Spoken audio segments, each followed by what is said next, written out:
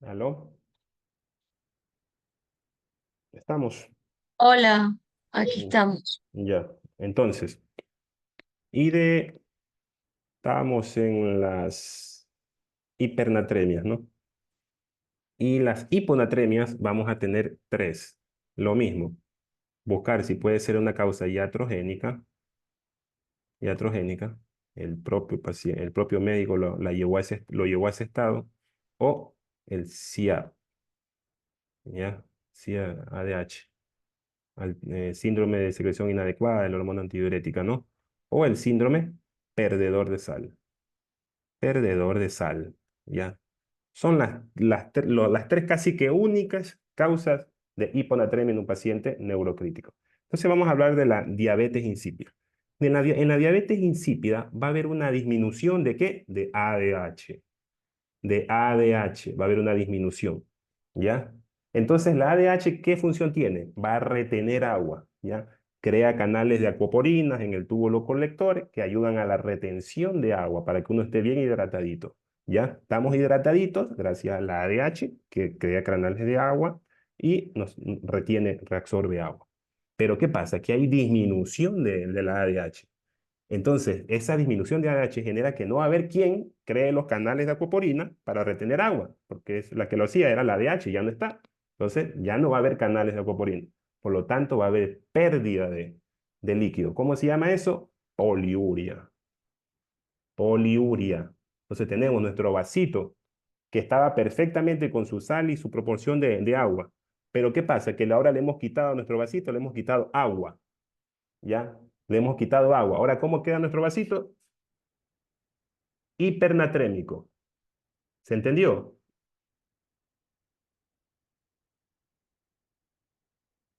Sí. Ya, perfecto. Perfecto. Entonces aquí, en diabetes insípida, ya está. Básicamente eso es, ¿ya? Y esto es por afectación de qué? Del hipotálamo. Y hay irritación de la sangre que irrita al hipotálamo. Entonces disminuye el ADH, no hay ADH, por lo tanto no hay quien retenga agua y si no se la retiene, pues se la expulsa. ¿Cómo se la expulsa? En la orina. Entonces ahora si quitamos demasiada agua de nuestro vasito, quitamos demasiada agua de nuestro vasito con sal, nos va a quedar hipernatrémico. Entonces, si en el caso clínico se observa poliuria y el paciente está hipernatrémico, eso es diabetes insípida. Poliuria más hipernatremia es diabetes insípida. Ahora, la iatrogénica, bueno, si ya sabemos, el médico lo llevó a ese estado, y en el síndrome de secreción inadecuada de la hormona antidiurética, ¿hay ADH o no hay ADH? ¿Aló? Sí, Ya, sí hay. La misma palabra lo dice, sí hay. Sí hay sí ADH. hay. Sí, ya, sí, sí hay ADH, en otras palabras. La misma palabra te lo dice, sí hay. Ya, pero sí hay, pero hay demasiada, pues. No es que sí hay normal, sino sí hay demasiada. Sí hay demasiada y demasiada ADH. Entonces, ¿qué pasa? Que ahora tenemos demasiada agua, porque tenemos mucha ADH y va a retener demasiada agua. Y ahora nuestro vasito, que estaba con su proporción normal de líquido y salsita, le hemos echado demasiada agua. Ya, demasiada agua. ¿Cómo va a quedar la solución? Hiponatrémica. Como simple, Como, hiponatremia. como simple, simplecita, hiponatrémica, porque el sodio es como una sal, ¿ya? Va a quedar hiponatrémica, ¿se entiende? Facilito, ¿ya? Pero entonces, como está reteniendo mucha agua, va a generar signos de demasiada hidratación, de sobrehidratación. ¿Cuáles son esos signos de sobrehidratación? Edema, edema y también puede generar hipertensión arterial, porque si hay mucha volemia, eso aumenta la precarga y la precarga es una de las variables de las cuales se aumenta la presión arterial. Entonces, aumenta la presión arterial. Signos de sobrehidratación, se podría decir. ¿Ya? Edema y hipertensión arterial. Ups. ¿Qué más va a pasar aquí? ¿Qué más va a pasar aquí?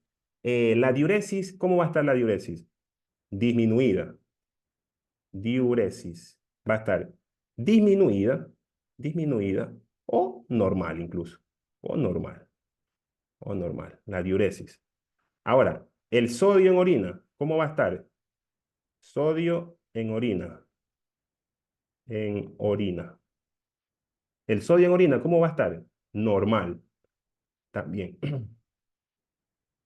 A ver, déjenme que me salió aquí. Ahí. ¿Están viendo lo que me salió?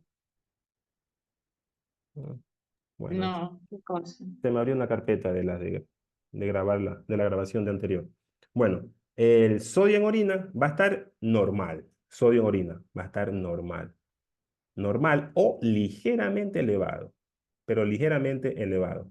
Elevado. Elevado. Ya, el sodio en orina. ¿Ya? ¿Por qué? Aquí por lo mismo, una alteración, una irritación del hipotálamo, por la sangre hipotálamo.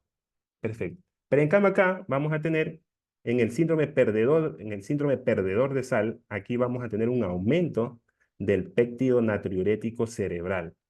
Un aumento del péptido natriurético. Natriurético es que elimina sodio por la orina. Eso es natriuresis. Entonces, este aumento del péptido natriurético va a generar pérdida de sal. ¿Ya? Pérdida de sal. Pérdida de sal en la orina. Demasiado. Pero como dijimos, como hemos repetido en los otros Zoom, siempre hay alguien que sigue al sodio, y ese es el agua. Siempre donde va el sodio, va detrás el agua. Y si se está eliminando sodio por la orina, se va a estar eliminando sodio y agua. Poliuria, poliuria, poliuria. Entonces tenemos en un contexto un paciente que tiene poliuria e hiponatremia, eso es síndrome perdedor de sal. ¿Ya? Poliuria, hiponatremia, síndrome perdedor de sal. Entonces, aquí va a haber signos de deshidratación. Signos de deshidratación.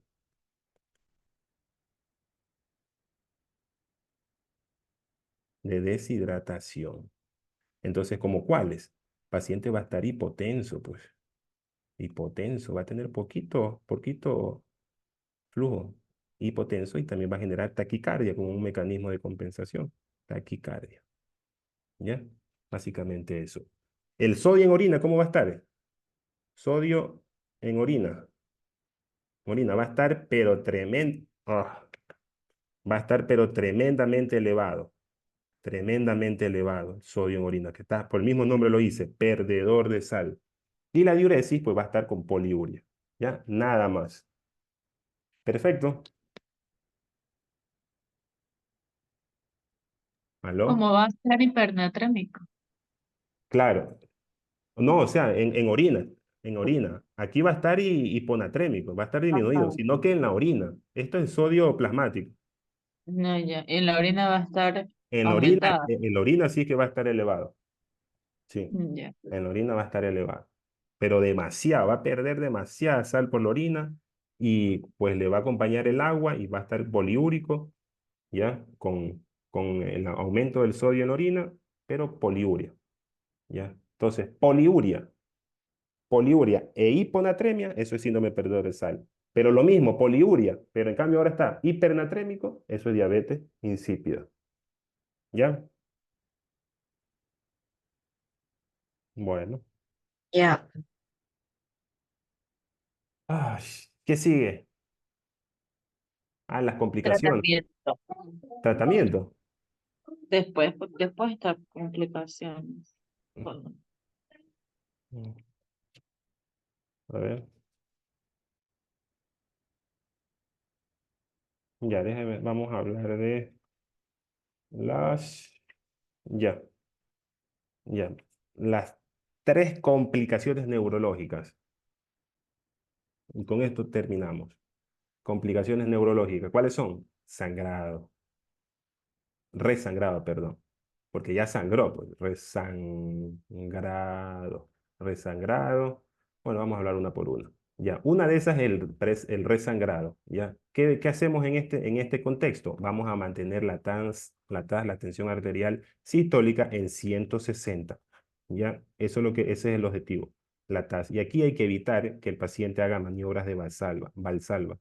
Maniobras de Valsalva.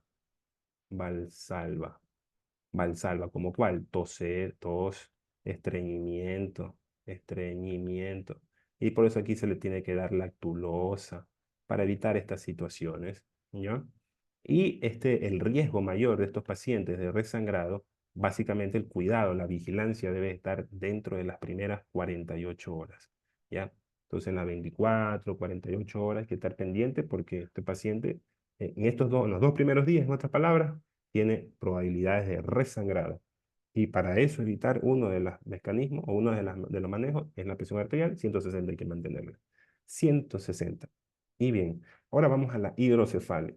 La hidrocefalia tenemos, pero primero antes de la hidrocefalia hay que explicar los tipos de hidrocefalia. Hidrocefalia. Tenemos dos tipos de hidrocefalia, la obstructiva y la no obstructiva. No obstructiva. ¿Ya? En la no obstructiva vamos a tener básicamente una. ¿Cuál es el tumor de los plexos coroides? Plexos coroides. Puede ser un papiloma de los plexos coroides, etc. Esta no es obstructiva, ¿ya? Entonces, ¿cómo es que hay entonces hidrocefalia sin obstrucción? Pues puede haber, porque este plexo, por ejemplo, el papiloma de plexos coroides, puede estimular la formación de líquido cefalorraquídeo en exceso, que supera la capacidad de drenaje, ¿ya? Entonces, la formación de líquido cefalorraquídeo supera a la capacidad de drenaje y por lo tanto se produce la hidrocefalia. ¿En dónde ocurre eso?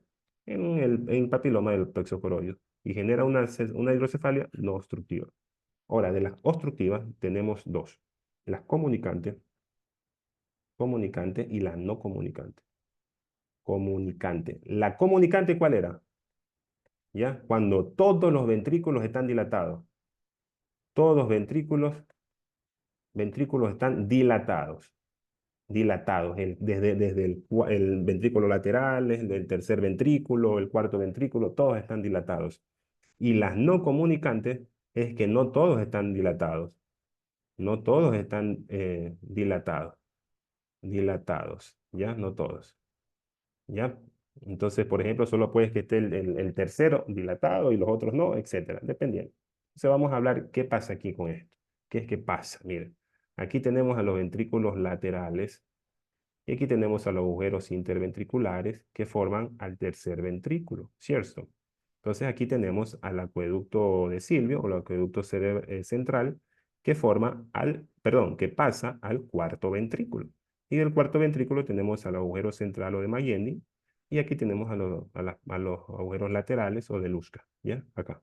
Entonces tenemos aquí y se van por el espacio sucaracnoideo. ¿Cierto? Este es el recorrido que toma el líquido cefalorraquídeo.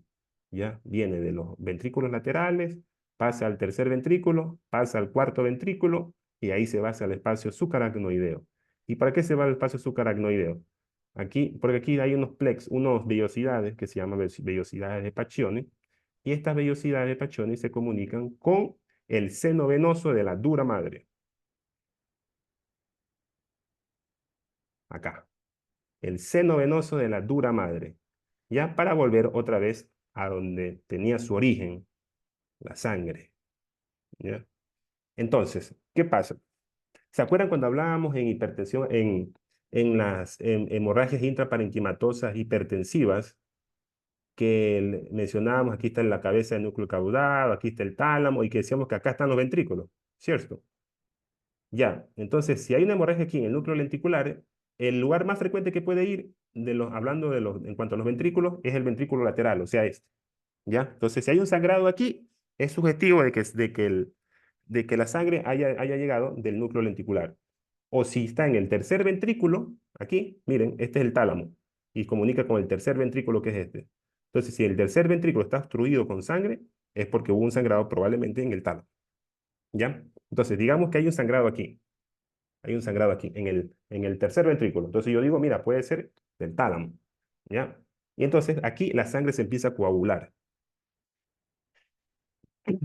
La sangre se empieza a coagular aquí. ¿Ya? En el tercer ventrículo. Se empieza a llenar y a coagular aquí. Entonces hay una obstrucción aquí en el tercer ventrículo. Se obstruye. Y por lo tanto, el líquido cefalorraquídeo que viene para el tercer ventrículo y quiere pasar al cuarto ventrículo, no puede porque hay una obstrucción. Está tapado, está taponado este tercer ventrículo. Tapadísimo. Que no pasa a nadie. ¿Ya? Entonces el cuarto ventrículo, ¿qué va a empezar a hacer? ¿Aló? Se va a empezar a dilatar, ¿ya? ¿Por qué? Porque no puede pasar, pues está el tercer ventrículo obstruido. ¿Por qué? Porque hubo un sangrado en el tálamo, ¿ya? Ahora, si hubo un sangrado en el cuarto ventrículo, lo mismo, lo mismo. Recordemos que el cuarto ventrículo estaba en relación con ¿qué estructuras? Este es el cuarto ventrículo. Entonces, si hay una obstrucción en el cuarto ventrículo, es muy probable que el sangrado sea en el puente o en el cerebelo, que comunican ahí rapidito, ¿ya? Entonces aquí, ahora se obstruye, digamos, el cuarto ventrículo, entonces hay coagulación aquí de la sangre y se obstruye el cuarto ventrículo. Por lo tanto, los que se van a dilatar van a ser el ventrículo lateral y el tercer ventrículo, ¿ya? Pero no todos. Entonces, ¿cómo se llama este tipo de hidrocefalia? Cuando no se obstruyen todos los ventrículos.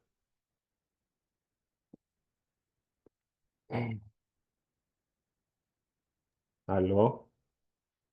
No comunicante. La no comunicante. Perfecto. Déjame tomar agüita un ratito.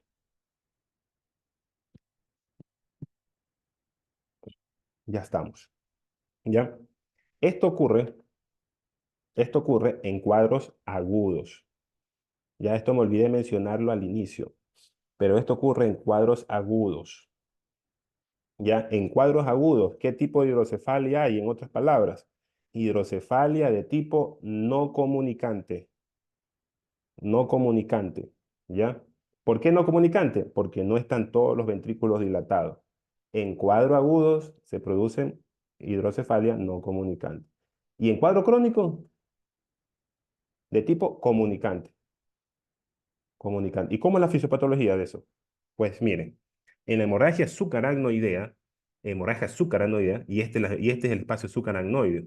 Entonces, la sangre que hubo aquí generó, como dijimos que la sangre es el principal irritante del sistema nervioso, del cerebro, irrita aquí al, al espacio subaracnoideo y genera fibrosis, genera tejido cicatrizal aquí, en todo el espacio subaracnoideo, que tiene que ser limpiecito para que pueda filtrar el líquido cefalorraquídeo hacia el seno venoso de la dura madre. Pero ahora vamos a tener tejido fibroso, literalmente aquí, ¿ya? Por lo tanto, se empieza a obstruir, no está filtrando, ¿ya? Porque el epitelio que debería estar aquí se está reemplazando por este tejido fibrótico. Entonces, disminuye la capacidad de filtración o de drenaje hacia el seno venoso. Entonces empieza a haber una obstrucción aquí, empieza a haber una obstrucción, ¿ya? Pero acá, en nivel del espacio subaracnoideo. Entonces, el líquido cefalorraquídeo que tiene que tomar este curso de los ventrículos laterales, tercer ventrículo, cuarto ventrículo, y de ahí al espacio subaracnoideo ya no puede porque aquí se está obstruyendo. Se está obstruyendo. Entonces se empieza a dilatar de aquí para arriba. Se dilata cuarto ventrículo, tercer ventrículo y ventrículos laterales. Entonces, en otras palabras, se dilatan todos los ventrículos, ¿ya? Todos los ventrículos. Por eso, en etapa crónica, hay una hidrocefalia comunicante. Están todos comunicados, todos los ventrículos. ¿Por qué? Porque ya el espacio subaracnoideo está fibroso, está obstruido. ¿Ya? Pero esto ocurre en el primer día, no, pues. En etapa aguda ocurre esto, lo que ya hablamos. ¿Ya? Se tapan uno de los ventrículos en etapa aguda, por eso es no comunicante. Pero después, esto es un proceso, pues, para que se ponga fibrótico todo esto. Ya incluso aquí ya no hay ni sangre, aquí ya la sangre ya fue obstruida, ya fue reabsorbida, todo. Pero aquí lo que ya quedó es el tejido cicatrizal, el daño que dejó la sangre. Esto ocurre ya meses después, meses después. Por eso es crónico. ¿Se entendió?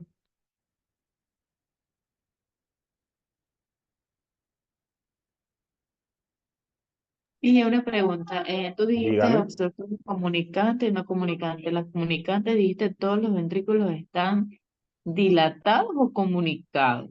Las dos cosas, Ambos, ya. Y el no comunicante igual, no todos están. claro, no todos están comunicados. Por lo tanto, no todos están dilatados. Ya. ¿Alguna pregunta, Sammy? ¿Quién más está aquí? No, Sandra, No, ahí No, estoy bien. está todo clarinete. Sí, Ya. Bueno, entonces, ¿cuál es la tercera complicación? Vasoespasmo. Entonces, vamos a hablar ahora del vasoespasmo. Vasoespasmo. Ahora miren, el vasoespasmo, como ya hablamos, es una complicación ya es como decir ¿se acuerdan de oligoemia a isquemia, no? Que oligoemia era una disminución del flujo, pero la isquemia ya era una disminución del flujo, pero más acentuada, ¿no? La isquemia, ¿ya? Entonces acá más o menos lo mismo, está el vasoespasmo y la vasoconstricción. El vasoespasmo es como la complicación ya de la contracción, ya es demasiado ya, ¿ya? Entonces tenemos aquí nuestro vaso y aquí hay vasoespasmo, que hay una contracción demasiada, ¿ya? Entonces el flujo no puede ir bien, entonces está colapsado el vaso, ¿ya? Entonces, esto puede generar algo que se conoce como vasoespasmo radiológico. ¿Y qué es el vasoespasmo radiológico? Es cuando se observa así arrosariado, ¿ya? Que se observa, a imagen, así se llama a nivel radiológico, ¿no? Se observa vasoespasmo arrosariado. Arrosariado viene por los rosarios. ¿Se han visto esos rosarios que aquí viene la cruz de Cristo? Ahí, ¿ya? Pueden poner en la imagen, en Google, googlear, pongan rosario y le va a salir así, sí, son las bolitas y aquí está la cruz de Cristo, ¿ya? Entonces, en mención a eso, se le puso a este signo arrosariado, imagen con signo arrosariado. Pero en cambio aquí la arteria se va a observar así. Miren, se va a contar arrosariada. ¿Ya? Hay vasoconstricción en todo, miren, todo esto. Entonces, ¿qué pasa aquí? Que el 70% de estos pacientes que tienen la imagen, o sea, que se puede observar esto, el signo de que están arrosariados, el 70% de estos, ¿ya? No presentan clínica, no presentan clínica, no presentan clínica. Solamente quedan con un vasoespasmo radiológico, nada más. ¿Ya? Solo el vasoespasmo radiológico. Pero el 30% de estos, el 30%, van a producir clínica. Y ese es el que tenemos que tratar. Esto se llama vasoespasmo clínico, sintomático o deterioro isquémico tardío. Deterioro isquémico, isquémico tardío. Algo que me olvidaba, pero más en cuanto a semántica, en cuanto a terminología. Hago un paréntesis, que cuando aquí tenemos el, el, el sangrado en el núcleo o en el tálamo, aquí tenemos el tálamo y acá estaba el tercer ventrículo, ¿no? Entonces, cuando del tálamo el sangrado sale al tercer ventrículo, eso se llama con apertura ventricular, con disrupción ventricular o secundariamente ventricular. Cualquiera de estos términos podemos utilizar.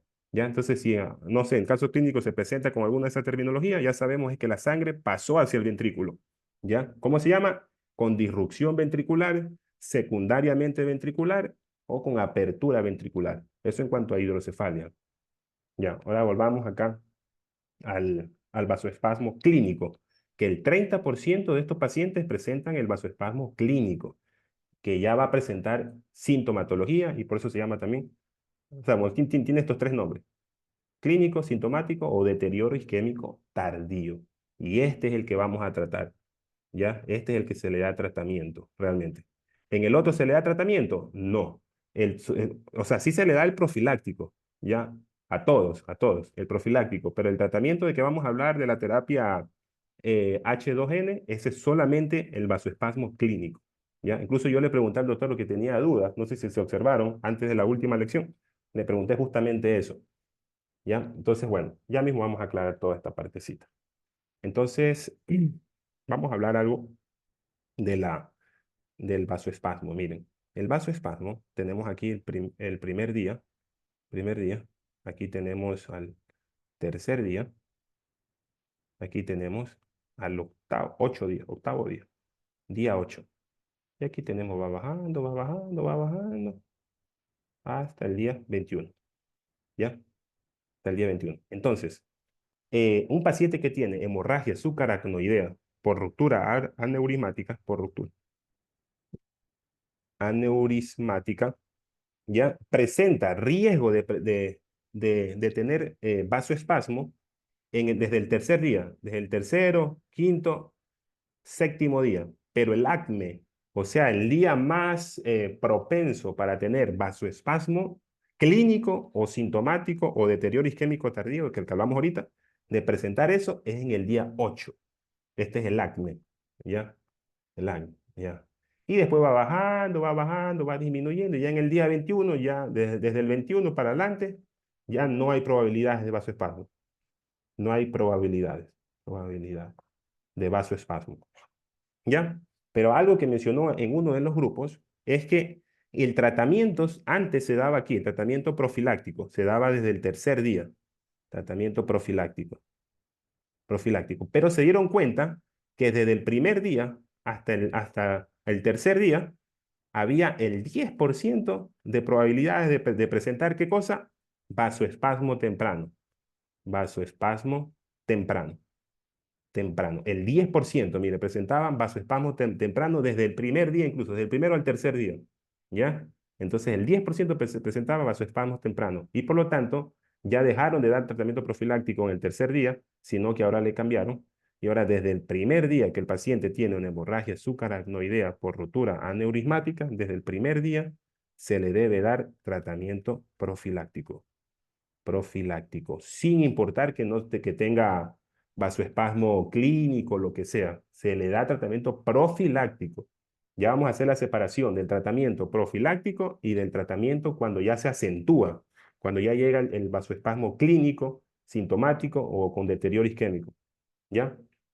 Entonces, todo paciente que tenga hemorragia subaracnoidea por rotura neurismática, le vamos a dar tratamiento profiláctico a todos, desde el primer día. ¿Y cuál es el tratamiento que se le da profilácticamente? Limodipina. Nimovipino, nimovipino, nimovipino. ¿Cuánto se le da? 60 miligramos cada 4 horas. ¿Ya? Cada 4 horas. 60 miligramos cada 4 horas. Igual se le hace el monitoreo, las medidas generales, signos vitales, el examen físico, neurológico, la postura de la cabeza en 30, la cabecera de la cama en 30 grados y todo esto, ¿no? Solución salina en cuanto a medidas farmacológicas y todo esto. Ya, eso es profiláctico. ¿Y el tratamiento se le da por cuántos días? 21 días. 21 días. Solo por 21 días, no más de 21 días, porque ya ahí no tiene sentido, ya, porque ya disminuye, no hay probabilidades de vasoespasmo, ya, esto que estamos hablando aquí es el riesgo del vasoespasmo, ya. Entonces, el tratamiento profiláctico solamente se debe dar en este contexto de hemorragia subaracnoidea por rotura neurismática. Si es traumática, si es por MAF, si es por una infección, si es por acromegalia de las que hablamos al principio, que tienen doble aneurisma, de ese no se le da tratamiento profiláctico. Solamente se le da tratamiento profiláctico nimodipino a los pacientes que tengan hemorragia subaracnoidea por rotura neurismática. ¿Ya? Por rotura aneurismática, solo en estos. Porque puede haber hemorragia subaracnoidea, pero por otras causas, pero no por rotura aneurismática. Pero si es por rotura aneurismática, nimodipino, 21 días, 60 miligramos cada 4 horas, de una, ¿ya? Y ahora sí, el vasoespasmo clínico, el vasoespasmo clínico, sintomático. ¿Y cómo más se llama? Sintomático. O deterioro isquémico tardío. Deterioro isquémico tardío. Entonces, en este paciente es el que yo voy a hacer la terapia. Bueno, antes era de la triple H. La voy a dejar por acá aparte. La triple H, que era hipertensión, hiperdilución, hipervolemia, ¿ya? Pero luego se la cambió porque vio que ya eso no era necesario y ahora tenemos la terapia H2N. H2N. Esa es la que actualmente se utiliza y es que el paciente debe estar hipertenso, hipertensión arterial, de entre 200 a 220, la TAS, la tensión arterial sistólica. Y de la TAN, no lo pongo así porque se puede confundir. Y aparte la TAN, la TAN, la tensión arterial media, debe estar 140. ¿Ya? Y aquí ya no hay hiperdilución, hipervolemia, como se hacía antes, sino que es normo de todo. Normovolemia, volemia, normodilución, ¿ya? Entonces, ¿cuánto era lo normal? Pusiste ahí ¿Aló? hipertensión arterial, ¿qué pusiste? 200, 200. 200, uy, sorry, 200 a 220, ¿ya? 200 a 220. Thank you. Y acá, normodilución y normovolemia. ¿Cuánto era lo normal? 30 a 40 mililitros por kilogramo de peso. Estoy es 30 a 40. Ahí, mililitros por kilogramo de peso. Esta terapia se hace cuando ya tenemos el vasoespasmo clínico, sintomático o deterioro isquémico tardío. En el vasoespasmo radiológico no se le hace este tratamiento, ¿ya? Eso fue justito lo que le pregunté al doctor antes de la última lección, ¿ya? En el radiológico solo se le da la profilaxis, el nimodipino, 60 miligramos por kilogramo de peso, todo eso. Pero recuerden que no todo vasoespasmo radiológico llega a vasoespasmos clínicos. ¿Se acuerdan? Que solamente el 30% eran los que hacían esto, ¿ya? El 30%. Entonces, a este 30% que produce vasoespasmo clínico, sintomático o deterioro isquémico tardío, es a este que le damos este tratamiento, ¿ya? Pero una, ¿cómo se dice? Para resaltar es que esto de aquí, la TAS solo se hace cuando el aneurisma ha sido tratado, ya ha sido por cirugía o ha sido clampado, ¿ya? Clampado o se le ha puesto, hasta ha estado embolizado, ¿no? Que ya se lo tapó. Entonces ahí yo puedo subir la tensión arterial a esto para evitar el vasoespasmo, ¿ya? Pero si no está tapado el aneurisma, yo no puedo hacer esto. No le debo aumentar la presión arterial, ¿ya? Se la debo mantener en 160, que era lo que se hacía para evitar el resangrado, ¿ya? Entonces, si ya se tapó, si está clampado o si está embolizado, lo que sea, en otras palabras, ya está corregido el aneurisma, entonces ahí sí yo cojo y le elevo la presión arterial a 220, ¿ya? Para evitar que se agudice el vasoespasmo clínico. Porque si no lo hago, entonces, ¿qué va a pasar? Pues mira, esto el vasoespasmo clínico, sintomático, ya es que se tapó el vaso, está colapsado. Por lo tanto, aquí no va a entrar nadie. Y si no entra nadie, no entra sangre, no entra nada, eso es infarto, muerte, ¿ya? Y ya nada más creo. Y eso es todo. No. Bueno, y también resaltó que no se deben administrar fármacos antiepilépticos como profilaxis. Ah, ya, perfecto, sí, verdad es. Fármacos antiepilépticos no se deben hacer. Y si es que en caso se va a hacer, si es que en caso usted dice, sabe que tengo miedo porque lo veo medio raro a mi paciente por cualquier razón, entonces porque la hemorragia fue en el lóbulo temporal, por ejemplo, que es más epileptogénica, lo que sea, entonces se le puede dar, pero por 7 días, no más de 7 días. Y si es que en caso se le va a dar, el fármaco tiene que ser también levetiracetam, ¿ya? O en otras palabras, nunca, nunca un inhibidor de los canales de sodio, ¿ya? ¿Cuáles son los inhibidores de los canales de sodio? Fenitoína, carbamazepina o carbazepina, ácido valproico, itopiramato y la motrillina. Benito. Sí, de esos nada, nada. El mejor, si es que se va a utilizar, deberíamos utilizar levetiracetam y por 7 días nomás. Pero dice que no es necesario. Pero si es que en caso, pues sería este el manejo. ¿Algún otro aporte o pregunta? No, estamos bien. Bueno, si seguimos así, mañana terminamos por tumores bien, ¿verdad? Sí. Ujú. Entonces, sí. Bueno, en la noche podemos ver que tenía examen. Ese doctor de urología nos puso un examen a las 10 de la noche, Mayrita. Ujú. O sea, ayer nos lo puso a las 10 de la noche. Por eso no pudimos hacer el Zoom. ¿Lo? Se escucha entrecortado. Bueno.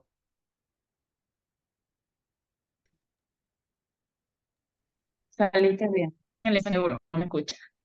No se ve la nota todavía. Ah, ya. Bueno, amigo, entonces nos vemos más tarde. Gracias. Ya, pues se cuidan entonces. Nos vemos en la noche. Gracias, Miguel. Chaito. Dale. Pasen bien. Nada. Chaito. Voy a-